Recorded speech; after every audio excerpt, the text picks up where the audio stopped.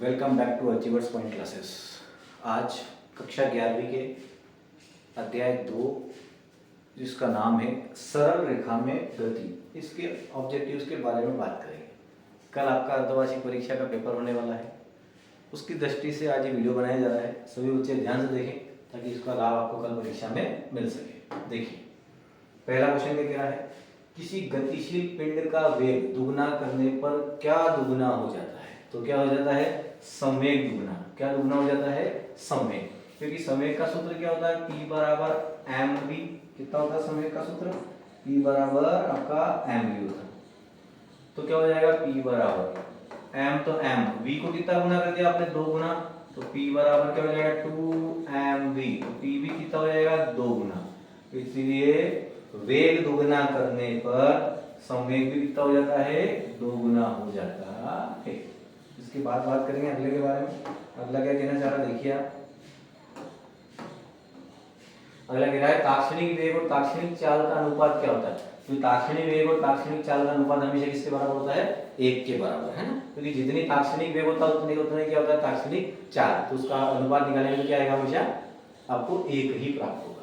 Gas के अणुओं की गति देखिए दोस्त साथियों, 2022 में पूछा गया है। गैस के अणुओं की गति कैसी होती है? त्रिविमी। कैसी होती है? त्रिविमी। साथ ही इसके साथ वाला वृत्ति गति 2020 में ये भी पूछा गया। वृत्ति गति होती है द्विविमी गति। कैसी गति होती है आपकी? द्विविमी गति अगर होती है तो होती है वृत्तीय गति। इसके बाद किसी गतिमान कण के लिए शून्य हो सकता है। अगर कोई वस्तु गति कर रही है तो उसके क्या क्या शून्य होता है? विस्थापन, दूरी, चाल या कोई नहीं। तो इसमें से क्या विस्थापन आपका क्या हो सकता है? शून्य। दूरी और चाल कभी भी शून्य नहीं हो सकती। तीसरा, नियत वेग से गतिमान वस्तु पर परिणामी बल। जब वस्तु नियत वेग से गति कर रही है, उस पर कोई बाह्य बल लग नहीं रहा है, तो परिणामी बल का मान कितना होता है? हमेशा शून्य आता है। अगला क्वेश्चन देखते हैं। अगला क्या दिया हुआ है? अगला देखो 7वां, असत्य कथन है। ला आपको 3-4 कथन दिए हुए हैं, इसमें से आपको बताना है असत्य कौन सा है। पहला कथन देखिए, वेग शून्य हो सकता है, चाल शून्य ना हो।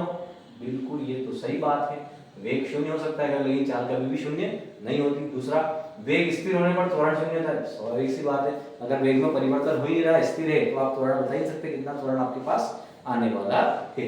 इसके बाद त्वरण का मान धनात्मक है अतः वस्तु की चाल बढ़ रही। बिल्कुल ये असत्य कथन है। आपका त्वरण धनात्मक है तो आप ये नहीं कह सकते कि वस्तु की चाल बढ़ रही है। हो सकता है वस्तु की चाल घट भी रही है।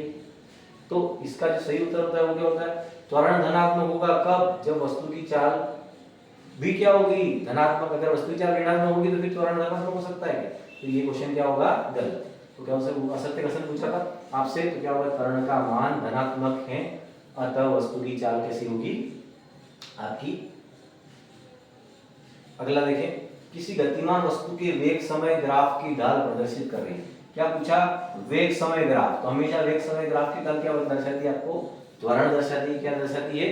त्वरण। वो आपका थ्योरी का भी बहुत महत्वपूर्ण प्रश्न है। इसके बाद गतिमान, किसी गतिमान वस्तु के स्थिति समय ग्राफ की ढाल प्रदर्शित करती है। स्थिति समय ग्राफ की ढाल हमेशा क्या प्रदर्शित करती है? वेग को, वस्तु के वेग को प्रदर्शित करती है। अगला क्वेश्चन क्या कह रहा है? 10वां, किसी कण का स्थिति सदिश समीकरण x बराबर कितना दिया हुआ है? 3t³ + 7t² + 14t + 8 से दिया गया है। कण का त्वरण 1 सेकंड में कितना होगा? क्या दिया हुआ? कण का त्वरण 1 सेकंड में। तो आपको विस्थापन का समीकरण कितना दिया हुआ? देखिए आप, 3t³ + 7t² plus 14t plus कितना? 8। तो आपको सबसे पहले तो वेग निकालना है। वेग क्या होता है?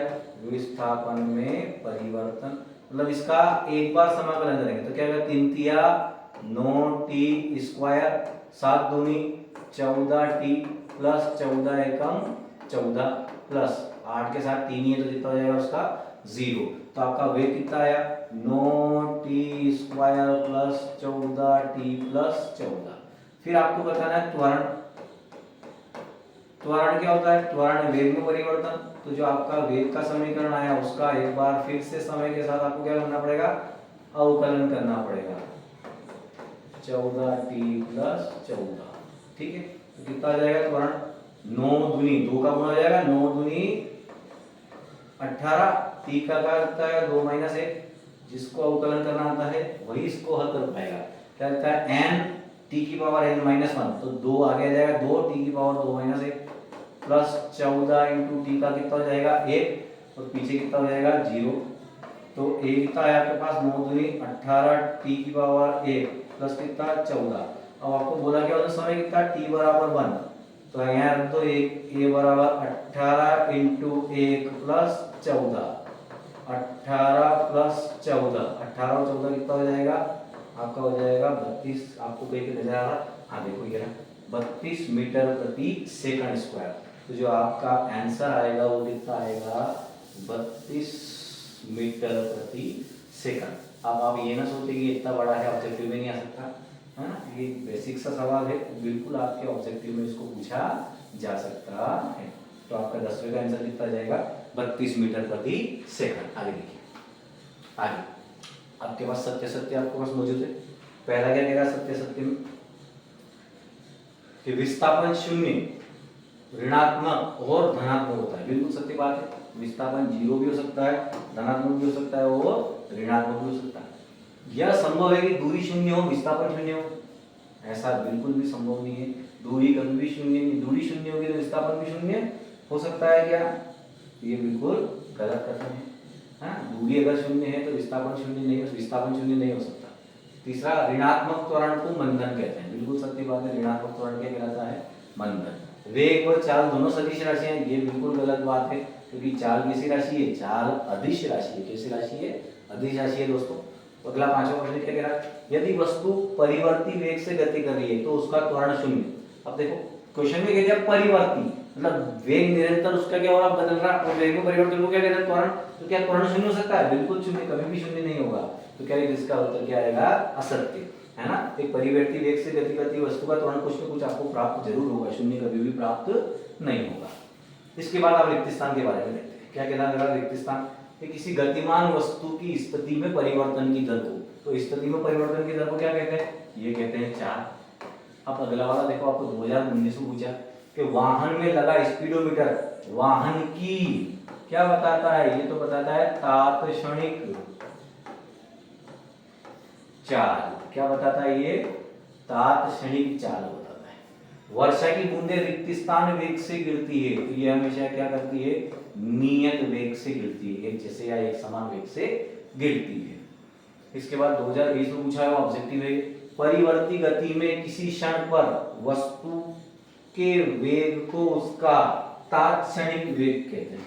क्या कहते हैं, तात्क्षणिक वेग। किसी क्षण की बात, जहां पे क्षण आ जाएगा वहां आ जाएगा तात्क्षणिक, क्या आ जाएगा उसी क्षण का वेग, क्या कहलाएगा तात्क्षणिक। वेग समय ग्राफ की ढाल क्या बताती है, तो जहां पे वेग समय ग्राफ आ जाएगा वो बताती है त्वरण। क्या बताती है, इसका उत्तर आता है आपका v बराबर tan थीटा। क्या आता है, v बराबर tan थीटा। छठा क्वेश्चन देखते हैं क्या कहना चाह रहा है। छठा कह रहा है, एक वस्तु r त्रिज्या के वृत्तीय मार्ग में परिक्रमा कर रहा है, परिक्रमा के बाद उसका क्या शून्य हो सकता है, कुछ नहीं, एक बार पूरा वृत्त घूम के वापस उसी बिंदु पर आएगा तो विस्थापन कितना हो गया 0। क्या शून्य हो सकता है, उसका विस्थापन शून्य हो सकता है। क्या शून्य हो सकता है, विस्थापन। और आखिरी ऑब्जेक्टिव क्या है इसका, सही लास्ट देखो, एक वस्तु को u वेग से ऊर्ध्वाधर ऊपर की ओर फेंका जाता है, अधिकतम ऊंचाई पर उसका त्वरण, किसी वस्तु को ऊपर अगर फेंका जाए तो उसका त्वरण कितना होता है 9.8 मीटर प्रति सेकंड, जिसको आप स्मॉल g के नाम से जाना जाता है। कितना हो जाएगा 9.8 मीटर प्रति सेकंड का स्क्वायर। अगले क्वेश्चन के बारे में बात करते हैं। अगला क्वेश्चन क्या है, सही जोड़ी आपकी देखिए, सही जोड़ी कितनी अच्छी है। क्या कहना चाहता है, स्थिति समय ग्राफ की ढाल, जो स्थिति समय ग्राफ है वो ग्राफ की ढाल किसको प्रदर्शित करती है, तो वो वेग को दर्शाती है। किसको दर्शाती है, वेग को। चाल, किसी वस्तु की चाल क्या होती है, तो उस वस्तु द्वारा एकांक समय में चली गई दूरी। त्वरण शून्य हो सकता है, त्वरण कब शून्य होता है, जब गति कैसी हो, एक समान गति। कैसी हो, एक समान गति। जब गति एक समान उसका वेग बदल रहा है तो त्वरण कितना आएगा, त्वरण आपको शून्य ही प्राप्त होगा। उसके बाद आएगा आपका अधिकतम ऊंचाई पर वेग, जब भी अधिकतम ऊंचाई की बात आए वेग कितना हो जाएगा, वेग हो जाएगा शून्य, क्योंकि किसी वस्तु को आप ऊपर की ओर उछालेंगे तो एक निश्चित बिंदु पर जाकर रुकेगी, उसके बाद नीचे आती है, तो अधिकतम ऊंचाई पर उसका वेग कितना होता है, हमेशा शून्य होता है। त्वरण, तो त्वरण का यहाँ पे मात्रक दिया हुआ है मीटर प्रति सेकंड का स्क्वायर, तो ये आपका 5वें का उत्तर हो जाएगा। तो लास्ट टी सेकंड में चली गई दूरी, तो ये हो जाएगी टी सेकंड में चली गई दूरी का सूत्र u plus 1/2 a 2t minus 1। इसके साथ ही आज आपके कक्षा 11वीं के अध्याय 2 के ऑब्जेक्टिव पूरे होंगे।